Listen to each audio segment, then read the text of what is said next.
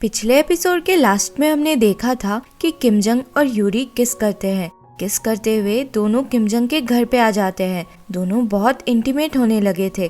तभी दरवाजे पे नॉक होता है। सियोन अपने हस्बैंड के साथ आई थी। किम जंग और यूरी इग्नोर करते हैं कि शायद वो लोग चले जाए, पर वो लोग नहीं जाते। तो दोनों जल्दी जल्दी में अपने कपड़े उल्टे सीधे से ठीक करके बाहर आते हैं। सियोन दोनों की ऐसी हालत देखकर थोड़े मजे लेती है। तो किम जंग बताना चाह रहा था कि वो और यूरी अब रिलेशनशिप में है, पर यूरी उसे ऐसा नहीं करने देती और बात टाल देती है। सियोन के जाने के बाद किम जंग यूरी से पूछता है कि उसने बताने क्यों नहीं दिया कि अब हम लोग डेट कर रहे हैं। तो यूरी कहती है कि कुछ समय तक हम अपने रिलेशनशिप को सीक्रेट रखते हैं। किम जंग इसके फेवर में तो नहीं था, पर थोड़ा रेजिस्ट करके आखिर मान जाता है। सियोन को समझ तो आ ही गया था, पर उसे लगता है कि मे बी यूरी के पास्ट रिलेशनशिप्स अच्छे नहीं होने की वजह से इस बार वो सीक्रेट रखना चाहती है। सियोन याद करती है कि यूरी एज अ गर्लफ्रेंड बहुत हॉरिबल थी। वो खुद को ही ज्यादा इम्पोर्टेंस देती थी और सामने वाले के बारे में सोचती ही नहीं थी, या फिर बहुत जल्दी बहुत क्लोज होने लगती थी। सियोन का हस्बैंड, जो किम जंग का अच्छा दोस्त था, वो कहता है कि किम जंग ने भी यूरी को भुलाने के लिए कई लोगों को डेट किया था, पर जहाँ कोई लड़की उसके लिए थोड़ी सीरियस होती थी वो बैकआउट कर जाता था, और इस चक्कर में वो कई लड़कियों से थप्पड़ भी खा चुका था। दूसरी तरफ हम पार्क को देखते हैं। वो अपने क्लिनिक से निकल रहा था तो तेज बारिश हो रही थी। वो अपना अम्ब्रेला ढूंढता है तो मिलता ही नहीं, जबकि उसे अच्छे से याद था कि सुबह आकर उसने अम्ब्रेला वहीं पे रखा था। उसे थोड़ा अजीब लगता है, पर वो वापस अपने बिल्डिंग आता है। वो अपने फ्लैट की तरफ बढ़ता है तो उसे ऐसा लगता है कि कोई उसका पीछा कर रहा है। वो पलटता है तो कोई भी नहीं दिखता, पर हम देखते हैं कि कोई लड़की सच में उसका पीछा कर रही थी और उसके पास एक अम्ब्रेला भी था। इधर किम जंग और यूरी किसी को अपने रिलेशनशिप के बारे में बताते तो नहीं है, पर उनकी हरकतें देखकर सब लोगों को समझ आ ही रहा था कि क्या चल रहा है। दोनों फिर कैफे में आकर बैठते हैं तो यूरी नोटिस करती है कि उसके टेबल में जो प्लान था वो गायब था। उसे लगता है कि युनगैंग या जून में से किसी ने हटाया होगा। तभी किम जंग को उसके पब्लिशर दोस्त का मैसेज आता है, तो किम जंग तुरंत उसके पास जाता है और पता चलता है कि टैटू वाले आदमी का किसी ने मर्डर कर दिया है।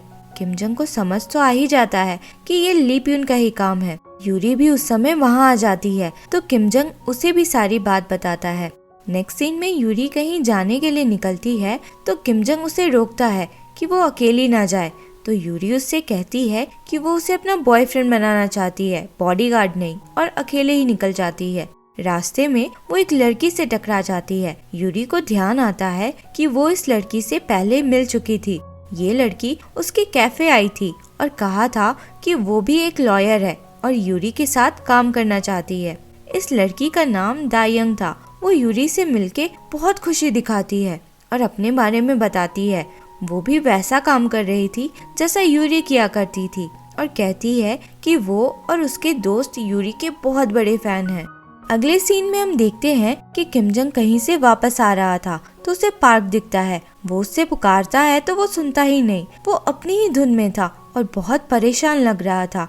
किम जंग उससे पूछता है कि बात क्या है, कुछ हुआ है क्या? तो पार्क बस इतना कहता है कि मुझे लगता है वो लड़की वापस आ चुकी है। किम जंग यूरी को छोड़ने उसके घर तक आया था। दोनों बात करते हुए एक दूसरे के करीब आ रहे थे। तभी यूरी को कुछ रियलाइज होता है और वो सियोन को बुलाती है। यूरी फिर बताती है कि जरूर उसके अपार्टमेंट में कोई आया था, क्योंकि उसकी बहुत सारी चीजें उस जगह पे नहीं थी जहाँ उसने छोड़ा था। यूरी को उस समय तक ये पता नहीं था कि उसके यहाँ से कुछ सामान मिसिंग है या नहीं। वो लोग श्योर थे कि इन सब में जरूर ली प्यून का ही हाथ होगा। दूसरी तरफ ली प्यून का आदमी उसे बताता है कि यूरी के आसपास कुछ क्वेश्चनेबल लोग हैं। ली प्यून को ये जानकर बहुत हैरानी होती है कि कोई और भी है जो यूरी पे नजर रखे हुए है। नेक्स्ट सीन में हम देखते हैं कि किम जंग और पार्क ने यूरी के घर पे कैंप डाला हुआ था। किम जंग यूरी से कहता है, मैं तुम्हें अकेला नहीं छोड़ सकता, मैं पार्क को भी अकेला नहीं छोड़ सकता। तुम मेरे घर पे रहने को रेडी नहीं तो मेरे पास और कोई ऑप्शन भी नहीं था। तीनों साथ में फिर ड्रिंक करते हैं और पार्क बताता है कि आजकल वो बहुत डरा हुआ रह रहा है। किम जंग फिर बताता है कि 3 साल पहले पार्क के पीछे एक पागल स्टॉकर पड़ गई थी। पहले वो पार्क की पेशेंट थी, फिर वो रैंडम जगहों पे पार्क से टकरा जाती थी और उसके बाद तो वो हर जगह पार्क को फॉलो करने लगी थी। पार्क ने उसके अगेंस्ट रेस्ट्रेनिंग ऑर्डर भी ले रखा था, पर उसकी फैमिली बहुत रिच थी तो वो पकड़े जाने पे बस फाइन दे दिया करती थी।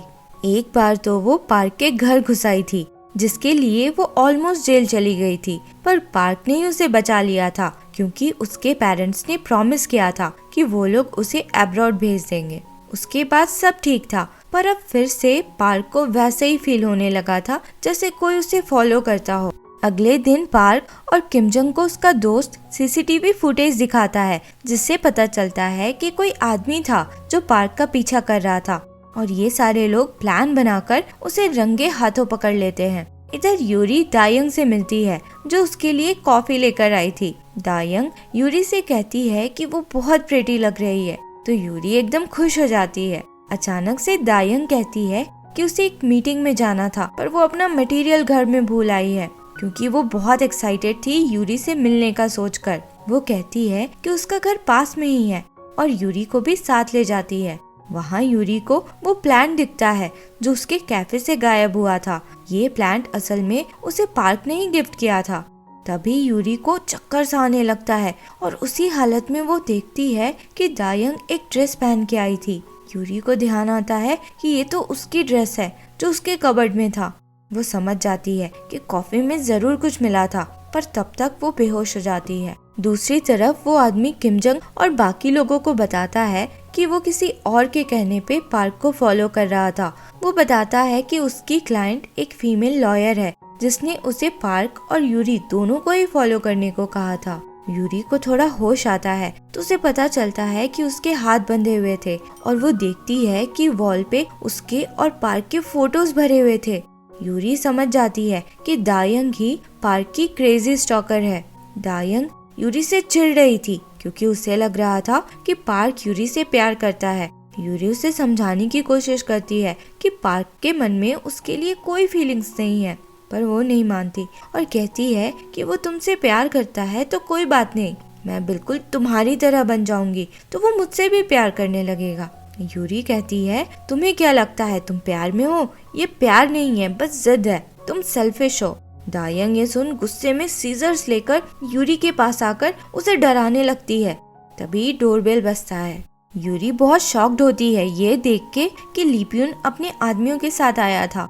यूरी पूछती है कि तुम यहाँ क्या कर रहे हो? तो लीप्यून कहता है, मैंने सुना कोई पागल औरत ने तुम्हें पकड़ लिया है तो मैं तुम्हें बचाने आ गया, एक प्रिंस की तरह। उस समय मौका देख दायंग वहाँ से निकल जाती है। दूसरी तरफ किमजंग हर जगह यूरी को ढूंढ रहा था और उसके ना मिलने से परेशान सा बैठा था। तभी उसे सियुन का कॉल आता है। वो उसे पुलिस स्टेशन बुलाती है और बोलती है कि यूरी यहीं है। किमजंग निकल जाता है। पार्क नहीं जाता क्योंकि वो देख लेता है कि दायंग उसके क्लिनिक में है। वो ऊपर पहुंचता है तो वो अपनी फीलिंग्स कन्फेस करने लग जाती है। इधर किमजंग पुलिस स्टेशन पहुंचता है तो वहाँ लीप्यून को देखकर उसे मारने के लिए रेडी हो जाता है। फिर उसे बताया जाता है कि लीप्यून ने ही यूरी को बचाया है। ये सुनकर किमजंग चिल्लाकर लीप्यून से पूछता है कि तुम चाहते क्या हो आखिर? लीप्यून कहता है, मैं अब बदल चुका हूँ और मैं आखिर हूँ तो तुम्हारा अंकल ही, तो हमें अपनी लड़ाई भूलकर हाथ मिला लेना चाहिए। किमजंग उसका हाथ हटा देता है और कहता है कि तुम्हें क्या लगता है हमें पता नहीं कि तुम एक मर्डरर हो? लीप्यून पास आकर किमजंग के कान में कहता है, अगर तुम लोग मुझे अकेला छोड़ोगे तो मैं भी तुम लोगों को अकेला छोड़ दूंगा।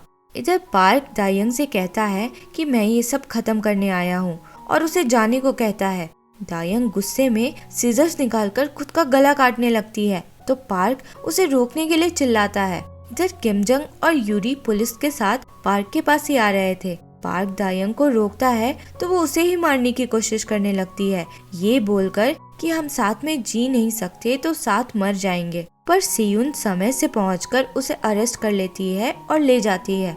किमजंग बाद में दायंग से मिलने जेल में जाता है और कहता है, मैं यूरी और पार्क का अटर्नी हूँ, इस बार तुम पिछली बार की तरह बच नहीं सकती।